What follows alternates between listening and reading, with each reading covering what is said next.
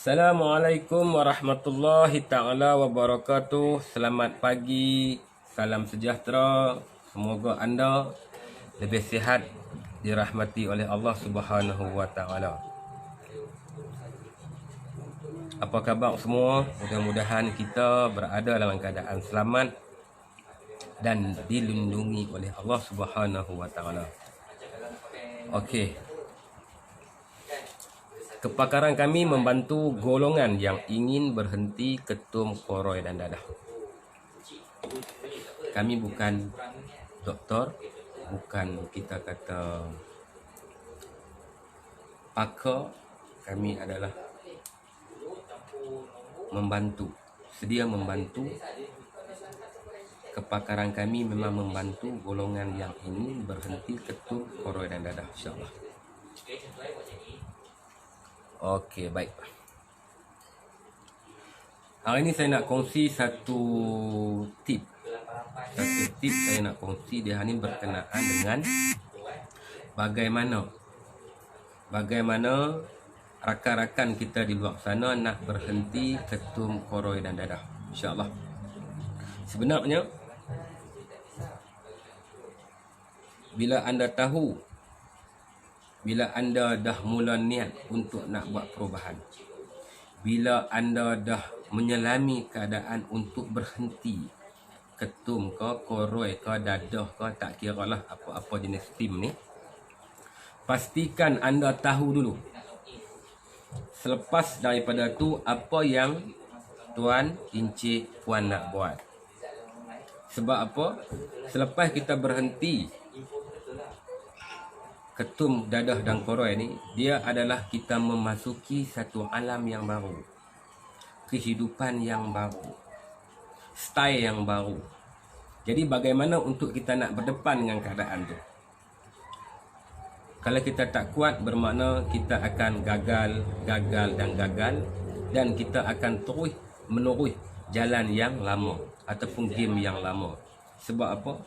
Buat benda baik ni, perubahan untuk benda baik ni, dia susah, dia sukar, dia mempunyai cabaran, dia mempunyai rintangan yang hebat. Jadi jangan takut. Sebab apa? Dalam tu ada kemanisan dia, dalam tu ada nikmat dia yang anda dapat dan anda tak boleh berkongsi dengan orang lain. Cuma anda saja yang memahami keadaan tu. Itu yang mahal sebenarnya. Okey, baik. Cabaran yang pertama ialah nak mengubah masa.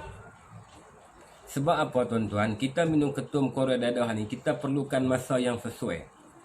Jadi dalam masa yang sama, bila kita berhenti, kita tak boleh mengisi benda tu. Bermakna kita nak kena isi benda yang baru.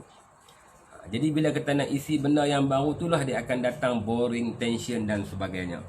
Tapi sekiranya kalau kita isi jadual hidup kita, kita mengisi apa yang kita nak buat, insya-Allah benda tu dia akan hilang on the spot. Sebab apa? Dia niat apa yang kita nak ni, dia sering kali berlekar di dalam akal fikiran kita. Okey, baik. Yang kedua, kita kena tahu tahap kekuatan kita. Bermakna kita dah ready, kita dah sanggup apa saja yang nak mai, maka kekuatan itulah hendak dipegang daripada mula sampai ke akhir. Dinamai istiqamah. Walaupun benda tu nampak biasa, tapi bagi kita yang nak berhenti ketum, koroi dan dadah ni, kita merasai benda tu. Bukan mudah. Bercakap mudah, tapi nak buat dia payah. Bukan dia senang macam kita duk cakap. Okey, baik. Yang ketiga, isikan masa tadi tu bersama ibadah. Memang tak terlepas ya, sebab kita nak buat rawatan ni, yang first, yang mula-mula sekali, permintaan kita dengan Allah. Bukan benda apa yang nak bagi lega, melainkan Allah yang nak bagi lega. Yang tu kena perbetul dulu. Bagi rakan-rakan kita di luar sana yang mana nak buat rawatan pemulihan ketum, koroi dan dadah, perkataan, ucapan, niat yang pertama, mestilah kita nak berhenti itu kerana Allah. Sebab apa? Allah lah yang nak mengubah segala-galanya. Manusia tak boleh nak ubah. Kita nak ubah kita, lepas jadi balik, lepas jadi balik, jadi balik. Jadi saya ada berjumpa dengan seorang pelanggan ataupun kita kata teman kita. Jadi dia dah niat berhenti 10 kali. Dan dia berhenti dah 10 kali. Dia niat nak berhenti 10 kali dan dia berhenti pun 10 kali.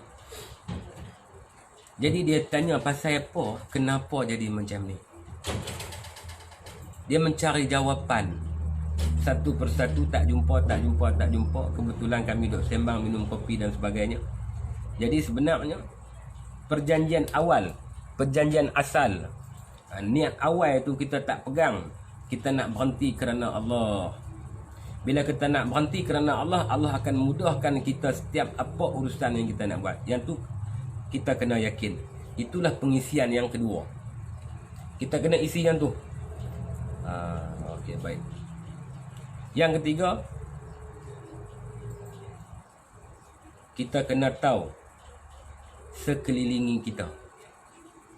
Di kelilingi kita ni, adakah banyak yang memberi semangat untuk kita berhenti, ataupun di kelilingi kita ni banyak yang menjatuhkan kita. Contoh pelekeh lah, Allah hang ni macam aku tak kenal lah, macam nu lah, macam ni lah. Jadi orang-orang yang macam ni, rakan-rakan kita yang macam ni, kita tak boleh rapat. Kita kena renggangkan sikit dan banyak memberi nasihat kepada dia.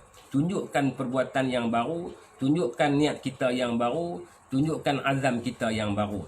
Sebenarnya azam, niat, amalan ni bukan boleh tunjuk. Tapi apabila sampai orang yang macam ni, kita kena bagi tahu dekat dia. Kita ni dah lama dah, sampai bila, kita pun dah tua dah dan sebagainya. Ucapkanlah yang baik-baik kepada mereka supaya terbuka pintu hati mereka, insya-Allah. Okey, baik. Selepas anda mendapat kejayaan, anda pasti anda kena tahu di manakah kedudukan di bawah. Jangan anda dah boleh berubah, anda dah boleh naik di satu level. Jadi pastikan anda tahu tempat yang anda duduk di bawah itu selamat. Kalau tidak, tuan-tuan, perempuan akan kembali balik ke jalan yang asal. Pasal apa? Berlaku benda ni berulang-ulang. Berulang-ulang berlaku. Sampai bila nak berhenti, dia minum ketum hampir 10 tahun. Dia niat 10 kali dan 10 kali berhenti. Tiba-tiba keadaan masih sama juga. Jadi jawapan dia yang pertama, dia tak menjauhi diri dia dengan benda tu. Jadi dia tidak ada kekuatan dalaman. Yang ketiga, azam dia hanya ketika mana perlu.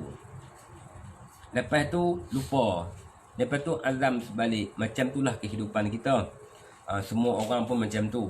Tapi kita kena perlu ingat, tiap-tiap kesalahan yang kita buat itu biasa, tapi yang penting kita nak kembali. Mungkin 10 kali berhenti itu, kali yang ke-11 itu mungkin menjadi, kita tak tahu. Alhamdulillah dipahamkan kali yang sebelah ni, insya-Allah. Dia memang tekad betul-betul. Di hari ni tekad itulah yang menjadi peranan untuk tindakan badan kita, tindakan akal kita, tindakan hati kita. Insya-Allah. Jadi ada apa-apa boleh tolong komen kita di sini. Tolong like sekiranya bermanfaat. Kita dah bantu orang dah ramai, peminum ketum yang tegar dan sebagainya. Jadi insya-Allah, alhamdulillah dah berjaya ramai. Jadi kita nak menawarkan satu perkhidmatan kepada anda di luar sana. Sekiranya ada adik-beradik, rakan, teman, tak kiralah siapa-siapa yang masih mencari dan ada niat untuk nak berhenti. Kalau tidak ada niat untuk nak berhenti, kita tidak bantu. Kalau main kat kita melalui paksaan, memang kita tak terima. Sebab apa? Kita nak orang yang dah betul-betul bersedia untuk buat perubahan dalam diri dia, dalam hidup dia. Jadi senang untuk kita bantu. Kalau kita saja pula nak bantu, diri dia pun tak mau, susah. Sebab kekuatan ada pada dia, bukan ada pada kita. Kita cuma membantu. Contoh, dia nak makan nasi, kita yang tolong pisuap. Bagaimana? Tapi kalau dia nak makan nasi, dia sendiri angkat, insya-Allah kita boleh buat mai satu hidangan yang elok-elok dia. Macam itulah. Jadi cukup sekadar tu. Saya nak mohon maaf sekiranya terkasar bahasa, sekiranya apa-apa-apalah kita kata yang menyentuh peribadi dan sebagainya. Saya nak mohon maaf dan nak ucap selamat hari raya. Maaf lahir dan batin. Jadi cukup sekadar tu. Assalamualaikum warahmatullahi taala wabarakatuh.